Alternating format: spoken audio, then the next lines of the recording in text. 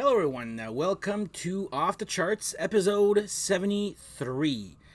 Today, I'll be doing a ranking of the band Badlands, their discography.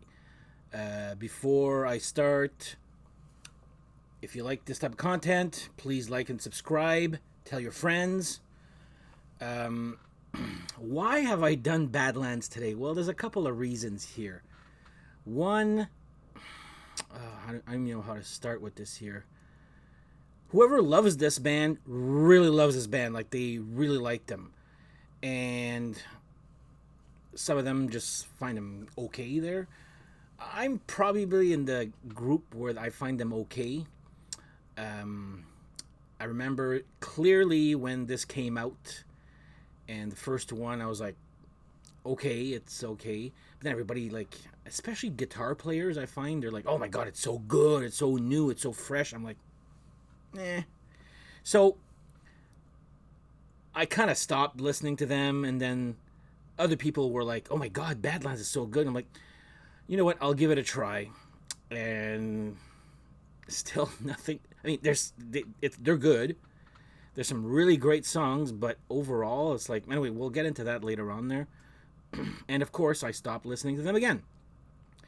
Then this past week, I saw a ranking of the Badlands albums or top songs and all that. So I'm like, my God, these guys are really popular, like a cult following to a point there. So I said, I'm going to listen to them again this past week, and let's see if my mind has changed. So they have 3 albums. They came in the era of hair metal. Do they sound hair metal? It's more like what Cinderella was doing in the Heartbreak Station era, I guess, to a point, like blues, hard rock, verging on. No, I'm not even saying metal. There's a couple of songs that are faster, but I'm not gonna say metal there. So anyway. Badlands was first started off with Jake E. Lee coming off from being canned from Ozzy Osbourne.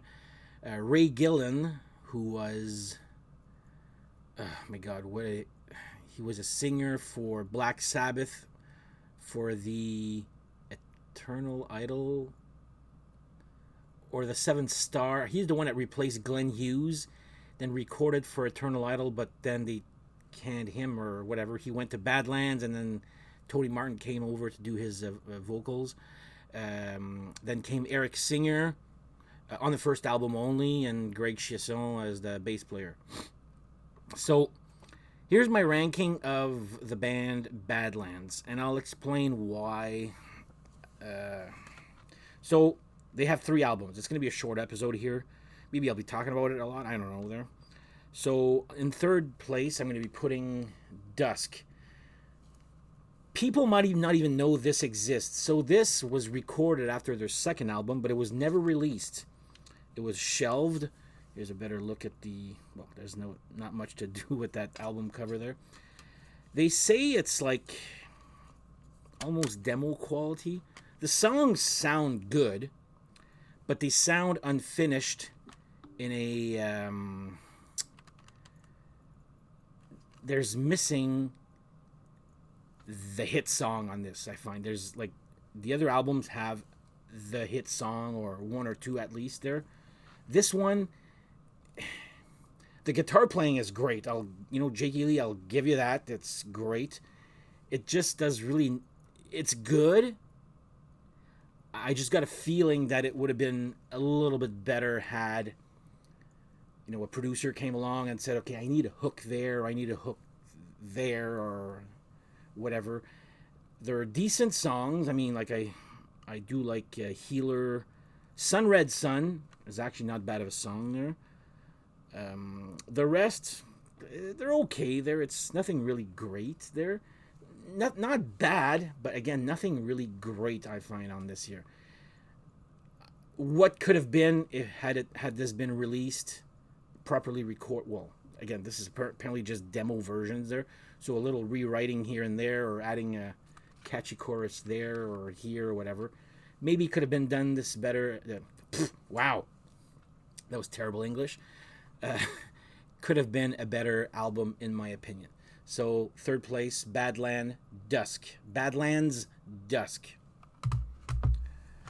Second place, I will be putting their second one, Voodoo Highway. So when I first heard the song the last time, I was like, whoa, like that is a great song. Does anything match the last time on the rest of the album? No, I don't find it does there. I do like, again, there's, first of all, the last time has got great guitar playing on it. If you're a guitar freak there, Jakey Lee does this like da da da da da da da, like he does these little things there during the pre-chorus, I think there. I do like Whiskey Dust. Has got a pretty cool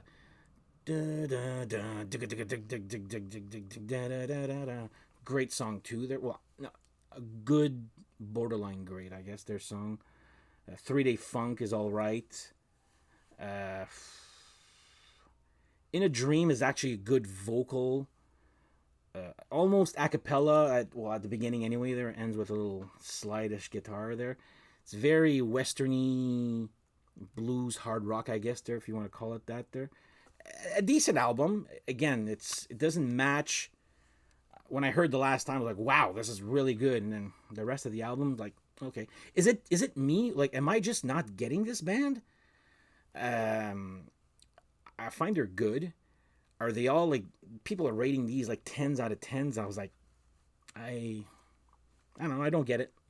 So, and this also has, the first one had Eric Singer as a drummer. This one has, apparently he was fired after the first album.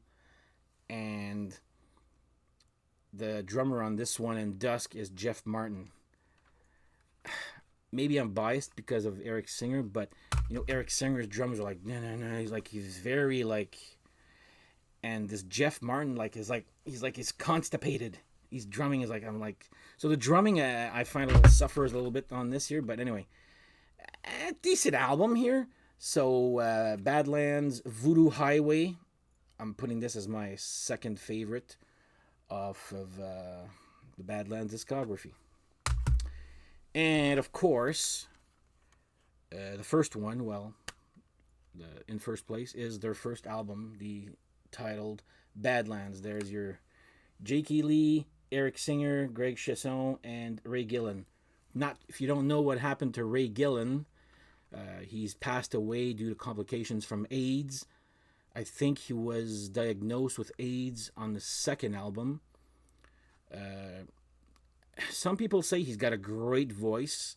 Range-wise, he's got a great voice. I just find him to be a vowel singer. I hear more vowels than... He needs a little bit more, like a little more bottom end, I find, in his voice there. But great drumming on this. I love Eric Singer. I wished he would have... Well, coulda, shoulda, woulda, I guess, there. But and I do like this one here. High Wire is a great song. Dreams in the Dark. Now, that was their first single. That's not the first one I heard. The first one I heard was Winter's Call, which, again, is a great song. Hard Driver is a great song, too. Seasons is a good ender. And if you have the CD, it comes with a bonus track of Ball and Chain. If you like blues-oriented hard rock, verging on... I'm not going to say country. It's like, not bluegrass, but it's got a little hint of a Western-ish type sound there. It's like Van Halen too, like no double, like it's guitars, bass, no overdubs pretty much there. What you hear is pretty much four guys playing and hardly any overdubs here. I find this one to be pretty good here. But yeah, like, am I the only... So anyway, that's my top one is Badlands, the first one. Am I the only one that really doesn't get this band? Like, everywhere I read, these guys are like 10s out of 10s, and oh my god, what a breath of fresh air from hair metal crap and all that. I'm like, maybe I was expecting too much hair metal crap. when I'm listening to it, I at the time when I was a teen, I guess this came out in what, 89? Yeah, 89. So I was in my, well, I wasn't 20 yet. I was 17. Um, I thought to myself, oh, maybe it's an adult type band, and now I'm an adult. I still don't get the wowness of it. They're good. I really don't find them great, but that's just me. But if like the guitar playing, I'll say that is great guitar. There's some really cool riffs in Badlands. Does it make him a good composer? Yeah, that's up for debate, I guess. There. Anyway, just curious to see like anybody else out there really loves Badlands, or they just think that they're okay or whatnot. There, is it me? For some reason I'm thinking it's me for this one because I really don't get the big hoopla, I guess, for that band. And I've been talking for 11 minutes straight, and I still haven't done my cheers. So let's do a cheers first.